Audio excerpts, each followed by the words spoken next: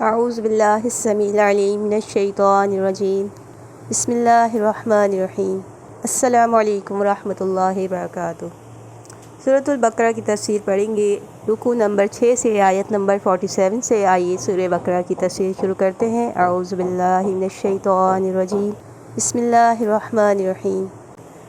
اللہ تعالیٰ کا فرمان ہے، یا بنی اسرائیل اذکروا نعمتی التی انعمت علیکم وانی فضلتکم علی العالمین۔ اے بنی اسرائیل، میری ان نعمتوں کو یاد کرو جو میں نے تم پر عطا فرمائی تھی، اور یہ کہ میں نے تمہیں اہل عالم پر فضیلت عطا فرمائی۔ ایک وقت تھا جب تمام اقوام عالم پر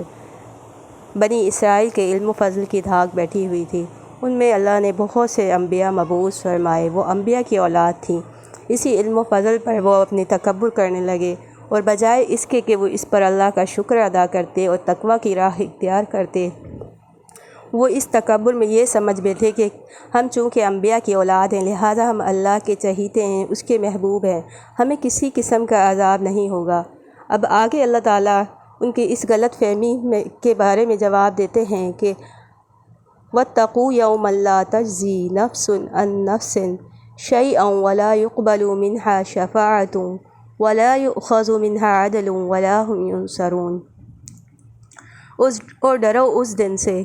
جس دن کوئی نفس کسی کے کام نہیں آ سکے گا، اور نہ ہی کسی کی سفارش چلے گی، اور نہ ہی وہ فدیہ دے کر چھوٹ پائیں گے، اور نہ ہی اللہ کے مقابلے میں ان کو کسی اور طرح سے مدد ملے گی۔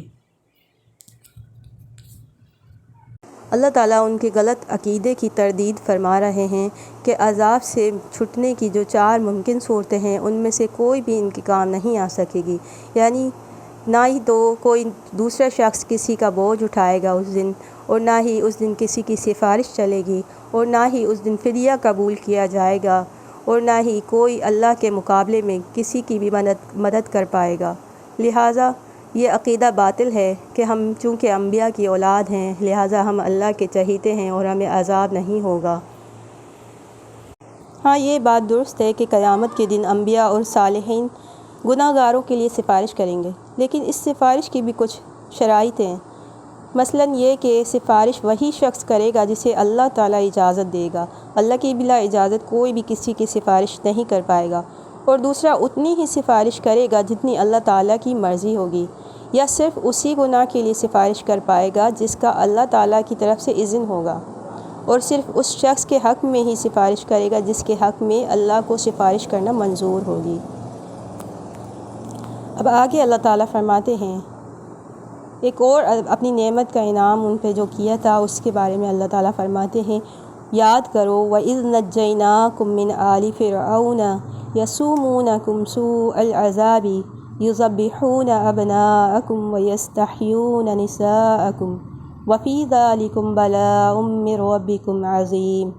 اور وہ وقت بھی یاد کرو جب ہم نے تمہیں آل فرعون سے نجات عطا فرمائی۔ وہ تمہیں بڑا سخت عذاب دیتے تھے، تمہارے بیٹوں کو تو قتل کر ڈالتے تھے اور تمہاری بیٹیوں کو زندہ رہنے دیتے تھے،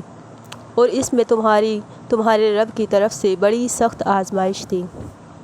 ہوا یہ تھا کہ فرعون نے ایک خواب دیکھا تھا جس کی تعبیر اس کے نجومیوں نے اسے یہ دی تھی کہ بنی اسرائیل میں ایک شخص پیدا ہوگا جو تمہیں اور تمہاری سلطنت کو غارت کر دے گا۔ اب فرعون نے اس کا حل یہ سوچا کہ اپنی مملکت میں حکم دے دیا کہ بنی اسرائیل کے ہاں جو بھی بچہ پیدا ہوئے اسے مار ڈالا جائے، اور جو لڑکیاں ہوں پیدا انہیں زندہ رہنے دیا جائے اور اپنی لونڈیاں بنا لیا جائے۔ اپنی حکومت کو بچانے کے لیے اس نے یہ ظالمانہ تدبیر اختیار کی، مگر جو کام اللہ کو منظور ہوتا ہے وہ ہو کے ہی رہتا ہے۔ تو حضرت موسیٰ علیہ السلام پیدا ہوئے، پھر اللہ تعالیٰ نے فرعون کے منہ پر ایسا جوتا مارا کہ حضرت موسیٰ علیہ السلام کی پرورش بھی اسی کے گھر میں ہوئی۔ واللہ غالب علی امرہ ولکن اکثر الناس لا یعلمون۔ اب آگے اللہ کا ارشاد ہے، وَإِذْ فَرَقْنَا بِكُمُ الْبَحْرَ فَأَنْجَيْنَاكُمْ وَأَغْرَقْنَا آلَ فِرْعَوْنَ وَأَنْتُمْ تَنظُرُونَ۔ اور وہ وقت بھی یاد کرو جب ہم نے تمہارے لیے سمندر کو پھاڑ ڈالا اور تمہیں تو نجات دی، اور آل فرعون کو اس میں غرق کر دیا، اس حال میں کہ تم دیکھ رہے تھے۔ جب موسیٰ علیہ السلام اپنی قوم بنی اسرائیل کو لے کر نکلتے ہیں تو فرعون اپنے لاؤ لشکر سمیت ان کا پیچھا کرتا ہے، اب پیچھے فرعون کا لشکر آ رہا ہے اور آگے سمندر ہے۔ تو حضرت موسیٰ علیہ السلام کی قوم گھبرا کر حضرت موسیٰ علیہ السلام سے کہتی ہے کہ اے موسیٰ، ہم تو پکڑ لیے گئے، یعنی اب ہمارا کیا ہوگا؟ حضرت موسیٰ علیہ السلام اللہ پر توکل کر کے جواب دیتے ہیں کہ نہیں، بلکہ میرا رب میرے ساتھ ہے، وہ عنقریب مجھ کو راستہ دکھائے گا۔ تو اللہ تعالیٰ نے سمندر کو حکم دیا کہ وہ خشک ہو جائے، تو لہٰذا سمندر خشک ہو گیا۔ جب بنی اسرائیل اس میں سے بالکل صحیح سلامت گزر گئے، جب بنی اسرائیل اس میں سے گزر جاتے ہیں اور فرعون کی قوم اس کے قریب آتی ہے، تو اللہ تعالیٰ سمندر کو پھر سے اسی طرح پہلے حالت پہ ہونے کا حکم دیتے ہیں، لہٰذا سمندر پہلے جیسا ہو جاتا ہے۔ تو اللہ تعالیٰ بنی اسرائیل کو نجات دیتے ہیں اور فرعون اور اس کی قوم کو فرعون سمیت ہی غرق کر دیتے ہیں۔ تو یہ بھی اللہ کا ایک احسان تھا کہ اللہ تعالیٰ نے بنی اسرائیل کو نجات دی اس کے دشمن سے۔ وَإِذْ وَاعَدْنَا مُوسَىٰ 40 لَيْلَةً ثُمَّ اتَّخَذْتُمُ الْعِجْلَ مِن بَعْدِهِ وَأَنْتُمْ ظَالِمُونَ ثُمَّ عَفَوْنَا عَنْكُم مِّن بَعْدِ ذَلِكَ لَعَلَّكُمْ تَشْكُرُونَ۔ اور وہ وقت بھی یاد کرو جب ہم نے موسیٰ علیہ السلام کو 40 راتوں کے وعدے پر میقات پر بلایا، تو ان کی غیر موجودگی میں تم نے بچھڑے کو معبود بنا لیا اور تم فی الواقع ظالم تھے۔ پھر اس کے بعد ہم نے تمہارا یہ جرم بھی معاف کر دیا، شاید تم شکر گزاری کرو۔ فرعون کے غرق ہو جانے کے بعد بنی اسرائیل جب جزیرہ نمائے سینا میں پہنچ گئے، تو اللہ تعالیٰ نے حضرت موسیٰ علیہ السلام کو 40 راتوں کے لیے کوہ طور پر طلب فرمایا، تاکہ اللہ تعالیٰ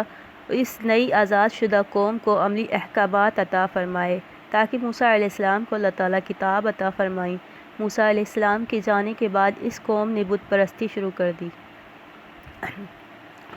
اور اللہ تعالیٰ آگے ارشاد فرماتے ہیں وَإِذْ آتَيْنَا مُوسَى الْكِتَابَ وَالْفُرْقَانَ لَعَلَّكُمْ تَهْتَدُونَ۔ اور ہم نے موسیٰ علیہ السلام کو کتاب اور قانون فیصل دیا تاکہ تم ہدایت پا سکو۔ وَإِذْ قَالَ مُوسَىٰ لِقَوْمِهِ يَا قَوْمِ إِنَّكُمْ ظَلَمْتُمْ أَنفُسَكُمْ بِاتِّخَاذِكُمُ الْعِجْلَ فَتُوبُوا إِلَىٰ بَارِئِكُمْ فَاقْتُلُوا أَنفُسَكُمْ ذَلِكُمْ خَيْرٌ لَكُمْ عِندَ بَارِئِكُمْ فَتَابَ عَلَيْكُمْ إِنَّهُ هُوَ التَّوَّابُ الرَّحِيمُ۔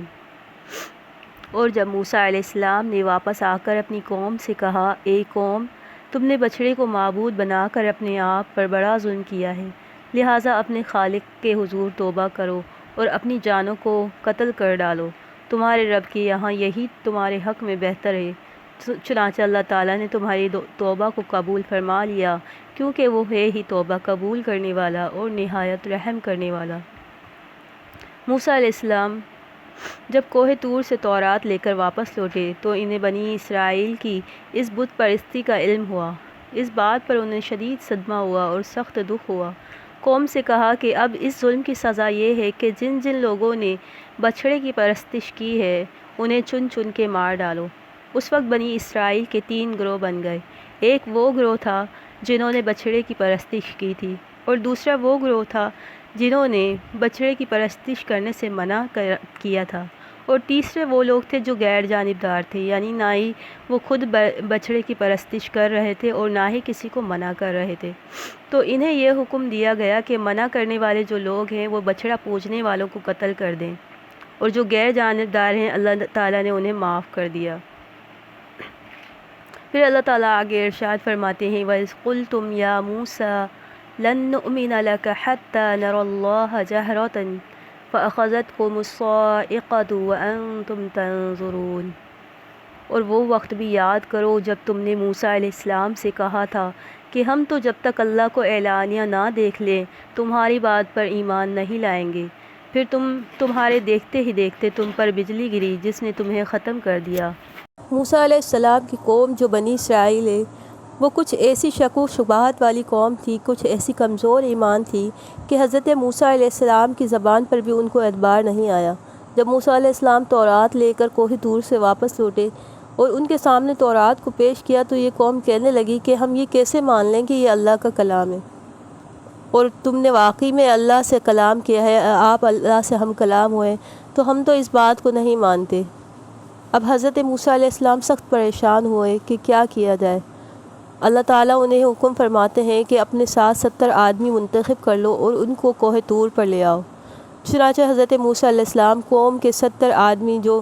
بڑے سردار تھے انہیں منتخب کرتے ہیں اور اپنے ہمراہ ان کو کوہ طور پر لے جاتے ہیں تاکہ وہ اللہ کا کلام خود اپنی کانوں سے سن لیں۔ پھر جب اللہ تعالیٰ ان سے کلام کرتے ہیں اور وہ کلام الہی کو سننے بھی لگتے ہیں تو حضرت موسیٰ علیہ السلام سے وہ کہنے لگتے ہیں کہ اے موسیٰ، ہمیں تو پردے میں سننے کا اعتبار نہیں آتا، یعنی اللہ تعالیٰ نے تو ہم سے پردے میں بات کی ہے، تو جب تک ہم اللہ کو اعلانیہ صاف اپنی آنکھوں سے نہیں دیکھ لیتے ہم تمہاری بات پر ایمان نہیں لائیں گے۔ تو اب یہ بات تو بہت ہی سراسر ان کی جہالت پر مبنی تھی۔ جب موسیٰ علیہ السلام خود بھی اللہ کی تجلی کتاب نہیں لا سکے اور بے ہوش ہو کر گر پڑے اور پہاڑ بھی ریزہ ریزہ ہو گیا تو بھلا یہ کس کھیت کے مولی تھے؟ ان کے اس مطالبے پر ان پر آسمان سے بجلی گرتی ہے اور ان کو کچھ ہی دیر میں بھسم کر دیتی ہے، یعنی جھل بھن کے وہ خاک ہو جاتے ہیں۔ اب موسیٰ علیہ السلام کو یہ فکر لگتی ہے کہ اگر میں اکیلا واپس جا کے گیا قوم میں تو میں قوم کو کیا کہوں گا، ان کو کیا جواب دوں گا۔ چنانچہ پھر اللہ تعالیٰ سے حضرت موسیٰ علیہ السلام دعا کرتے ہیں اور یہ فرماتے ہیں کہ اے اللہ، اگر تیری یہی مشیت تھی، تیرا یہی ارادہ تھا تو آج سے پہلے انہیں اور مجھے بھی ہلاک کر دیا ہوتا۔ کیا تو آج نادان لوگوں کی بات پہ ہمیں ہلاک کرتا ہے؟ چنانچہ اللہ تعالیٰ نے موسیٰ علیہ السلام کی دعا قبول فرما لی اور انہیں دوبارہ سے زندگی دے دی۔ اب آگے اللہ تعالیٰ ارشاد فرماتے ہیں وَظَلَّلْنَا عَلَيْكُمُ الْغَمَامَ وَأَنزَلْنَا عَلَيْكُمُ الْمَنَّ وَالسَّلْوَىٰ كُلُوا مِن طَيِّبَاتِ مَا رَزَقْنَاكُمْ وَمَا ظَلَمُونَا وَلَٰكِن كَانُوا أَنفُسَهُمْ يَظْلِمُونَ۔ اور ہم نے تم پر بادل کا سایہ کیا اور تمہارے کھانے کو من اور سلوہ اتارا اور کہا کہ یہ پاکیزہ چیزیں کھاؤ جو ہم نے تمہیں عطا فرمائی ہیں، اور دیکھو تمہارے اسلاف نے ہم پر تو کوئی بھی ظلم نہیں کیا بلکہ وہ اپنے آپ ہی پر ظلم کرتے رہے تھے۔ جب موسیٰ علیہ السلام کو فرعون سے نجات ملی اور ان کی قوم کو، تو موسیٰ علیہ السلام اپنی قوم کو آگے لے کر چلے یہاں تک کہ وہ وادی سینا میں پہنچ گئے، تو اس وقت یہ قوم ان کی لاکھوں کی تعداد میں تھی۔ موسیٰ علیہ السلام نے ان سے ملک شام پر حملہ کرنے کے لیے کہا، تو یہی وہ ملک تھا جس کا ان سے وعدہ کیا گیا تھا۔ تو وہ کہنے لگے کہ موسیٰ، وہاں تو بہت ہی جابر قسم کے لوگ رہتے ہیں، لہٰذا ہم ان کے مقابلے کی طاقت نہیں رکھتے، اور اگر یہ حملہ ایسا ہی ضروری ہے تو تم اور تمہارا رب جاؤ اور دونوں جا کر لڑائی کرو، ہم تو یہیں بیٹھے رہیں گے۔ تو ان کا یہ جواب دراصل اس بزدلی کی وجہ سے تھا جو مدتوں فرعون کی غلامی میں رہنے کی وجہ سے ان میں پیدا ہو چکی تھی۔ تو اس جواب پر اللہ تعالیٰ نے ان کے لیے ملک شام کی فتح 40 سال تک مؤخر کر دی تاکہ اس عرصے میں جو ان کی بزدل نسل ہے وہ مر کھپ جائے اور آئندہ جو نسل اس بیابان اور آزاد فضا میں پیدا ہو اس میں ہمت اور جرأت ہو تاکہ وہ جہاد کے قابل بن جائیں۔ اب سوال یہ تھا کہ اس بیابان میں نہ کوئی مکان تھا اور نہ ہی کوئی سامان، نہ ہی کھانے پینے کی چیزیں، اور ان کی یہ قوم لاکھوں کی تعداد میں تھی۔ اللہ تعالیٰ نے طور سینا کے میدان میں حضرت موسیٰ علیہ السلام کی قوم کے لیے آسمان کو ابر آلود رکھا، کیونکہ اس جگہ پر ان کے لیے چھت نہیں تھی، رہنے کے لیے کوئی مکان نہیں تھا، اور اگر اللہ تعالیٰ اس آسمان کو ابر آلود نہیں رکھتے، بادل والا نہیں رکھتے، تو یہ سارے لوگ دھوپ کی شدت سے تباہ اور برباد ہو جاتے، اور اللہ تعالیٰ نے ان کی خوراک کا بھی انتظام فرمایا کیونکہ وہ کثیر تعداد میں تھے، بہت ہی، ان کے کھانے کا کوئی بھی انتظام نہیں تھا، تو اللہ تعالیٰ نے ان کے لیے خوراک کا یہ انتظام فرمایا کہ کثیر تعداد میں من اور سلوہ نازل فرمایا۔ من ایک میٹھی چیز تھی جو دھنیے کے بیج کی جیسی ہے، یعنی دھنیے کی شکل میں تھی، اور رات کو وہ اوس کی شکل میں نازل ہوتی تھی، اور سلوہ بٹیر قسم کا ایک پرندہ تھا جنہیں یہ لوگ بھون کر اور کباب وغیرہ بنا کر کھاتے تھے، اور یہ غذائیں اللہ تعالیٰ نے بلا مشقت عطا فرماتا تھا اور بڑی طویل تعداد میں عطا فرماتا تھا۔